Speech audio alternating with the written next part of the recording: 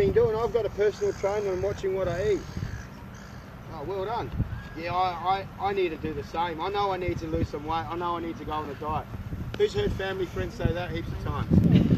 And they'll just sit there saying, I know, and I bet you your head's probably going, well, fuck it, if you know, then why aren't you doing anything about it?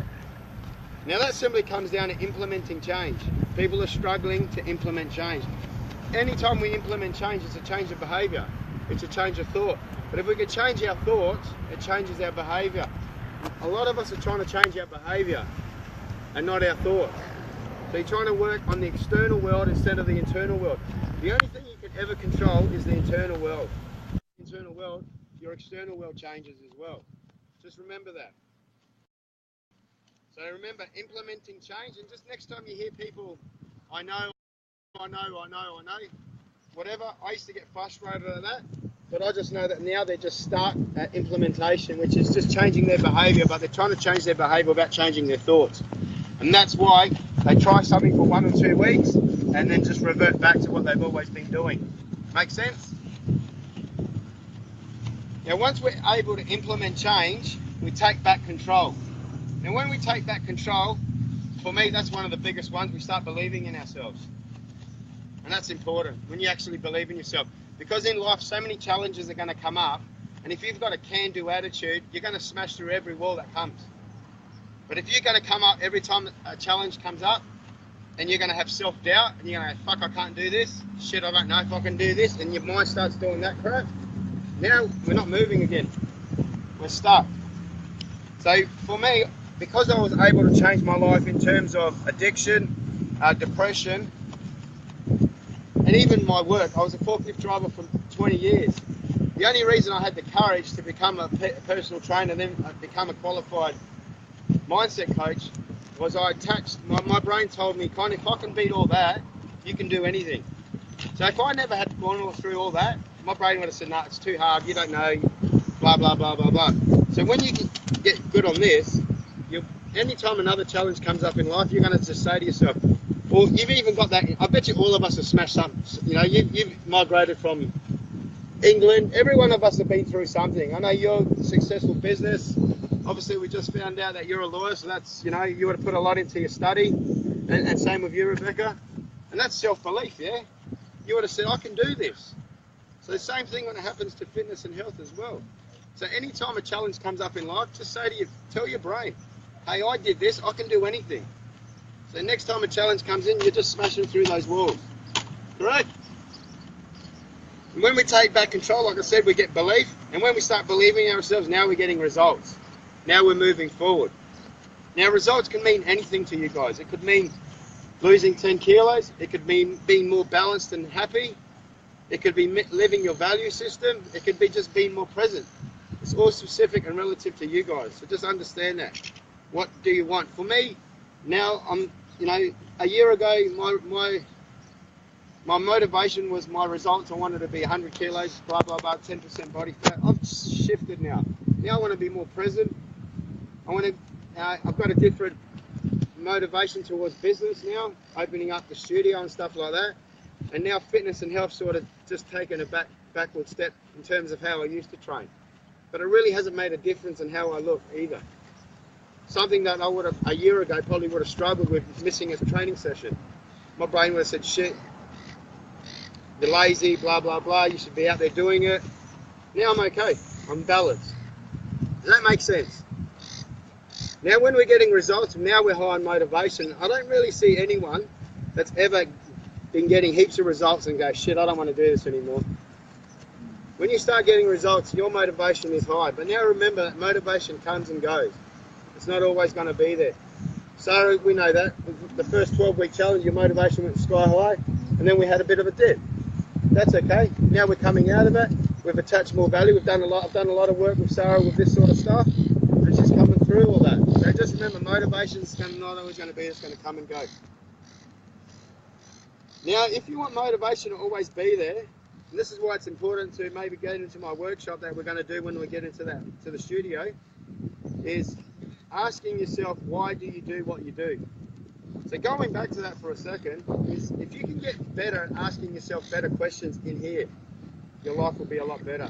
Tony Robbins says the quality of your life is determined by the quality of the answer or the question that you give. So if you give a great question, you're going to get a great answer. If you give stupid questions, so it's even asking yourself better questions internally. You know, instead of saying automatically I can't do that, you can tell your brain, how can I learn to do that? You know what I'm saying? Everyone get that? So why do we do what we do? It's all important to attach your value system to that. So not all the time is fitness and health going to be your number one. But if for me, for instance, my kids, I'll attach fitness and health to my kids. So my brain will say, I want my kids to be proud of me. That'll make me train harder. Okay, so something like that. Does everyone know what sort of their value system is? What's your number one? What do you spend most of your time thinking and don't know? You know? Has anyone ever done a values? So just think of this, you know, we're all of us are between, 35, 45, even 30. I know we've got a young one here. And we've never done anything like that in our lives to get clear on our value system. Never in through our whole schooling to even know what we actually do like. And that's why you find these days in schools, a lot of kids might have ADHD or learning disabilities or dyslexia. It's because they don't like what they're learning. But the moment you pull them out and go ask them what they actually like, mate, they can build you this, they can, write you whatever it is, because we're not being congruent to actually who we are as people. And then basically we grow up our whole lives losing bits and pieces of ourselves and not knowing who we are anymore. So when you get into your adulthood, you don't even know who you are anymore because it's all been taken away from you. I believe in that wholeheartedly. So yeah, definitely something that we need to all do is get clear on our values, get clear on our purpose, get clear on our mission. So for me, I'm still getting clear on my mission. My purpose is to empower people to live an inspired life through fitness and health and mindset. So that's my purpose. This is what I want to do. My values, I'm pretty clear on that. Connection, learning, family, wealth creation. My actual mission, I'm not too sure, still working on that. I think once we learn to all these things that I've been speaking about, we actually learn more about ourselves as people. And when we learn more about ourselves, then we've got courage and self-belief. We know what we're capable of. We know our skill set. We know if we want to do something, we might have to upskill. We might have to implement learning more things, but we will be willing to do it because we're learning more about ourselves. Now, the last couple of things I want to finish off with is just remember that you are the creator of your reality and you need to take responsibility for it. If there's things in your life that you're not happy about, just remember you created it and you need to take responsibility for it. A thing that I used to do is I used to play the 2-circle game. So I used to draw myself a small circle and then a big circle anytime I was wound up and stressed out. And in the inner circle, I've only put in things that I can actually control. And in the outer circle, I'll put everything else that was stressing me out. What I found, I might have 20 things that I'm stressed out about, but there's only 3 or 4 that I can actually control. So then those other things get wiped away and I start focusing on what I can control. So just keep that in mind as well, okay? But not being overwhelmed about it. So remember, you are the creator of your reality. You need to take responsibility for it. And finally, I ask myself this every day. What if the purpose of life was simply to learn to master yourself? What if? So a couple of things there to think about. This will turn into a workshop. And finally, it's always important to come from a place of gratitude. Dr. John Demartini is another guy I follow on Facebook, and my mentor, the Mojo Master, so maybe check those guys out. I've really come a long way under Michael Johnson. Moving forward, I'm a lot more balanced than I ever have been. So you might want to check out his work. A lot of it that I'm teaching you guys is learnings from him. One of the things that Dr. John Demartini says is, just before you go to bed, is tell yourself, who helped you today?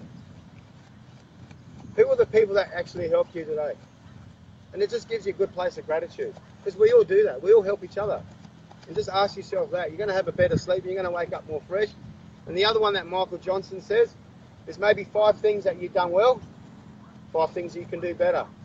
Because then we're always moving forward and journaling things. Otherwise, we never know what we're doing. You look at your businesses, everything's analytical, it's written, it's reports.